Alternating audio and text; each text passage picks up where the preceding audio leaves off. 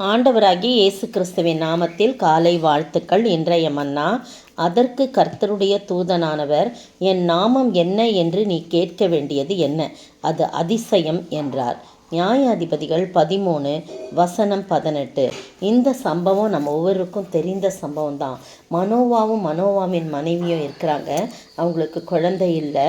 அப்போ இருக்கும்போது ஒரு நாள் தூதனானவர் ஸ்திரீக்கு, மனோவாவின் மனைவிக்கு தரிசனமாகி இதோ நீ பிள்ளை பெறாத மலடியான நீ கர்ப்பம் தரித்து ஒரு குமாரனை பெறுவாய். ஆதலால் நீ திராட்சரசமும் மதுபானம் குடியாதபடி, தீட்டானது ஒன்றும் புசியாதபடி எச்சரிக்கையாயிருக்கணும். நீ கர்ப்பம் தரித்து ஒரு குமாரனை பெறுவாய். அவன் தலையில் மேல் சவரகன் கத்தி படலாகாது. அந்த பிள்ளை பிறந்தது முதல் தேவனுக்கென்று நசரனாய் இருப்பான். அவன் இஸ்ரவேலை பெலிஸ்தரின் கைக்கு நீங்களாக்கி ரட்சிக்க தொடங்குவான்னு சொல்கிறார். உடனே அந்த ஸ்திரீ தன் புருஷனிடத்தில் அப்போ புருஷன் மனோவா இல்லை, தேவனுடைய மனுஷன் என்னிடத்துல வந்தார். அவருடைய சாயல் தேவனுடைய தூதரின் சாயலை போலவே இருந்தது. மகா பயங்கரமாக இருந்தது. எங்கே இருந்து வந்தேன்னு நான் கேட்கல. அவர் தம்முடைய நாமத்தை எனக்கு சொல்லவும் இல்லை. அவர் என்னை நோக்கி, நீ குழந்தை பிறக்கும், உனக்கு குழந்தை பிறக்கும். அது திராட்சரசமும் மதுவானமும் அது வரைக்கும் நீ என்ன பண்ணக்கூடாது, குடிக்கக்கூடாது. அது தீட்டானது ஒன்றும் புசிக்கக்கூடாது. அந்த பிள்ளை வளர்ந்து மரண நாள் மட்டும் நசரனாய் இருப்பான் தேவனுக்கு அப்படின்னு சொன்னாருன்னு மனோவா கர்த்தரை நோக்கி ஜெபம் பண்ணுறான். என் ஆண்டவரே, நீர் அனுப்பின தேவனுடைய மனுஷன் மறுபடியும் ஒரு விசை எங்களிடத்தில் பிறக்க போகிற பிள்ளை குறித்து நாங்கள் செய்ய வேண்டியது என்னதென்று எங்களுக்கு கற்பிப்பாராகன்னு கேட்குறார். உடனே தேவன் மனோவாவின் சத்தத்துக்கு கீழ்ப்படிந்து செவி கொடுக்குறாரு. அந்த ஸ்திரீ வயல்வெளியில் இருக்கும்போது தேவனுடைய தூதனானவன் திரும்பவும் அவளிடத்துல அப்பொழுது அவள் புருஷனாகிய மனோவா அப்போதும் அவ கூட இருக்கலை. ஆகையால் அந்த ஸ்திரீ சீக்கிரமாய் ஓடி இதோ அவன் அன்று என்னிடத்துல தூதனானவர் எனக்கு இப்போ தரிசனமானார் என்று தன் புருஷனுக்கு அறிவித்த உடனே மனோவா எழுந்திருந்து தன் மனைவியின் பின்னாலே போகிறாரு. அவரிடத்தில் இந்த ஸ்திரீயானவளோடு பேசினவர் நீர்தானா அப்படின்னு கேட்குறாங்க. ஆமாம், நான் தான் அப்படின்னு அந்த தூதனானவர் சொல்கிறாரு. தூதன் சொல்லும்போது, கர்த்தருடைய தூதன் சொல்லும்போது அது இயேசு கிறிஸ்துவை குறிப்பதாக சொல்லப்படுகிறது. கர்த்தர் தம்முடைய தூதனை போது அவர் இயேசு கிறிஸ்துவாக முன்னறிவிக்கப்படுறாரு அப்படின்னு சொல்லப்படுகிறது. அப்பொழுது மனோவா நீ சொன்ன காரியம் நிறைவேறும் போது அந்த பிள்ளையை நாங்கள் எப்படி வளர்க்கணும், அதை எப்படி நடத்தணும்னு சொன்னோன்னு திரும்பவும் அந்த ஸ்திரீயோட சொன்ன எல்லா வார்த்தையும் அவர் சொல்கிறார். திரும்பவும் கர்த்தருடைய தூதனானவர் அவன் மனோவாட்ட சொல்கிறார். திராட்சை செடியில் உண்டாகிற யாதொன்றையும் சாப்பிடாமலும், திராட்சரசமும் மதுபானமும் குடியாமலும், தீட்டானதொன்றும் புசியாமலும் நான் அவளுக்கு கட்டளையிட்டதெல்லாம் கை கொள்ள கடவுள் என்று சொல்கிறான். உடனே மனோவா கர்த்தருடைய தூதனை பார்த்து, நாங்கள் ஒரு வெள்ளாட்டுக்குட்டியை உமக்காக சமைத்து கொண்டு வர மட்டும் இங்கே இருங்க அப்படின்னு சொன்ன உடனே தூதனானவர் மனோவாவை நோக்கி, நீ என்னை இருக்க சொன்னாலும் நான் உன் உணவை புசிக்க மாட்டேன். நீ சர்வாங்க தகன பலி இட வேண்டுமானால் அதை நீ கர்த்தருக்கென்று செலுத்துவாயாக. அவர் கர்த்தருடைய தூதன் என்று மனோவா அறியாதிருந்தான்.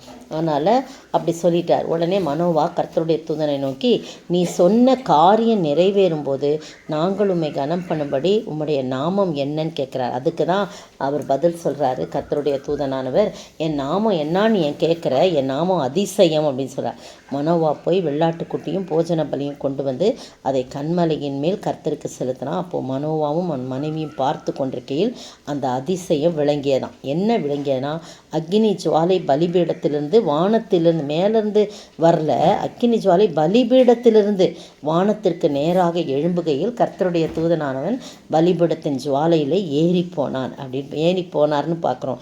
அதை மனோவாவும் அவன் மனைவியும் கண்டு தரையிலே முகம் குப்புற விழுந்தார்கள். பின்பு கர்த்தருடைய தூதன் மனோவாவுக்கும் அவன் மனைவிக்கும் காணப்படவே இல்லை. அப்பொழுது அவர் கர்த்தருடைய தூதன் என்று மனோவா அறிந்து தன் மனைவியை பார்த்து, நாம் தேவனை கண்டோம், சாகவே சாவோம் என்றான். அதற்கு அவங்க மனைவி சொல்கிறா, இல்லை, நம்ம சாக மாட்டோம். கர்த்தர் நம்மை கொன்று போட சித்தமாக இருந்தால் நம்முடைய கையில் இந்த சர்வாங்க தகன பலியும் போஜன பலியும் அப்படியே ஒப்புக்கொண்டிருக்க மாட்டார். அதனால் நமக்கு அதெல்லாம் நேரிடாது.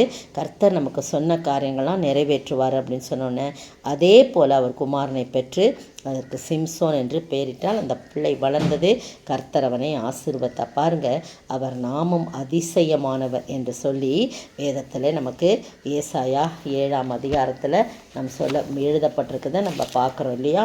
ஆண்டவருடைய நாமம் என்னன்றதை ஏசாயா 7 நம்ம வாசிக்கலாம். அவர் நாமம் இதோ ஒரு 7ஆம் அதிகாரம் 9ஆம் அதிகாரம் 6ஆம் வசனத்தில் நமக்கு ஒரு பாலகன் பிறந்தார், நமக்கு ஒரு குமாரன் கொடுக்கப்பட்டான் இருக்கு இல்லையா. அதில் அவர் தோளின் மேல் கர்த்தத்துவம் தோளின் மேல் இருக்கும். அவர் நாமம் அதிசயமானவர். பார்த்தீங்களா, அந்த அதிசயம் தான் இங்கே விளங்கினது என்று சொல்லி பார்க்கணும். நீங்களும் நானும் ஆண்டவருடைய சமூகத்தில் அவருக்கு கேட்கும்போது, அவரிடத்துல கேட்கும்போது அந்த அதிசயமானவர் வெளிப்படுவார். அவர் நமக்குரிய காரியங்களை சொல்லுவார். நம்முடைய எதிர்காலத்தை குறித்து நாம் எப்படி நடக்க வேண்டும், கர்த்தருக்கு எப்படி பிரியமாய் நடக்க வேண்டும் என்பதை நமக்கு போதித்து வழி நடத்தக்கூடிய அந்த அதிசயமான ஆண்டவரை எப்போதும் நாம் துதிக்கிறவர்களாக, ஸ்தோத்திரிக்கிறவர்களாக நாம் காணப்பட வேண்டும். அப்படிப்பட்ட அதிசயமானவர் நம்முடைய வாழ்க்கையிலே எப்போதும் இடைபடும்படியாக நாம் ஆண்டவரிடத்திலே ஜெபிப்போமா. பாருங்கள், அவர் கேட்கும் போதெல்லாம் எல்லாவற்றையும் சொல்கிறார்.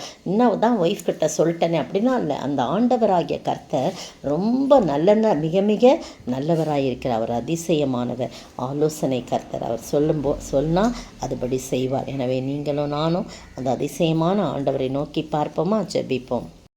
அதிசயமானவரே, ஆலோசனை கர்த்தரே, வல்லமையுள்ள தேவா, நித்திய பிதாவானவர், அவர் சமாதான பிரபுவே.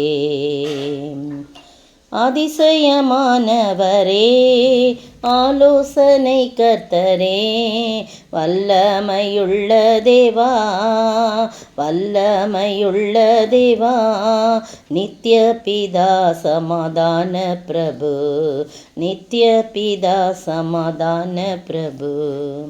சோத்திரிக்கிற ஆண்டவரே, துதிக்கிற ராஜா, நீர் அதிசயமானவர். உம்முடைய அதிசயம் அங்கே சிம்சோனின் வாழ்க்கையிலே ஆண்டவரே, தகப்பனே, இதோ கர்த்தாவே, உன்னுடைய தகப்பன் தாய் சொன்ன மாத்திரத்தில் அந்த அதிசயம் விளங்கினது ஆண்டவரே. அப்படிப்பட்ட அதிசயத்தை எங்களுடைய வாழ்க்கையிலும் நீர் கர்த்தாவே தரிசனமாகி அதிசயமானவர் விளங்கி ஆண்டவரே எங்களுடைய வாழ்க்கையின் காரியங்களை எங்களுக்கு வெளிப்படுத்த வேண்டுமாய் ஜெபிக்கிறோம். நாங்கள் எப்படி பிள்ளைகளை வளர்ப்பது, எப்படி நாங்கள் இருப்பது என்பதை உம்முடைய அதிசயத்தின் மூலம் எங்களை கற்றுத்தர வேண்டும் என்று கர்த்தரும் மீட்பரும் ராஜாவாகிய இயேசு கிறிஸ்துவின் விலையேற பெற்ற நாமத்தில் ஜெபிக்கிறேன் பிதாவே, ஆமேன். நேற்றைய பதில் 1. அந்த கோத்திர பிதாக்கள் பொறாமை கொண்டு யோசேப்பை எகிப்துக்கு கொண்டு போகும்படியாக விற்று போட்டார்கள். அப்போஸ்தலர் 7:9. 2. மோசே 3 மாதம் அளவும் தன் தகப்பன் வீட்டிலே வளர்க்கப்பட்டான். அப்போஸ்தலர் 7:20. பேதுரு யோப்பா பட்டணத்திலே தோல் பதனிடுகிறவனாகிய சீமோன் என்னும் ஒருவன் இடத்தில் அநேக நாள் தங்கியிருந்தான். அப்போஸ்தலர் 9:43. ஏரோது தேவனுடைய மகிமையை செலுத்தாதபடியினால் உடனே கர்த்தருடைய தூதன் அவனை அடித்தான். அவன் புழுப்புழுத்து இறந்தான். அப்போஸ்தலர் 12:21-23. மக்கெதோனியா தேசத்து நாடுகளில் ஒன்றிற்கு தலைமையானதும் ரோமர் குடியேறினதுமான பிலிப்பு பட்டணம். அப்போஸ்தலர் 16:12. இன்றைய கேள்வி: இரட்சிப்பின் வழியை நமக்கு அறிவிக்கிறவர்கள் என்று யார் எவர்களை பார்த்து சத்தமிட்டது? இரட்சிப்பின் வழியை நமக்கு அறிவிக்கிறவர்கள் என்று யார் எவர்களை பார்த்து சத்தமிட்டது?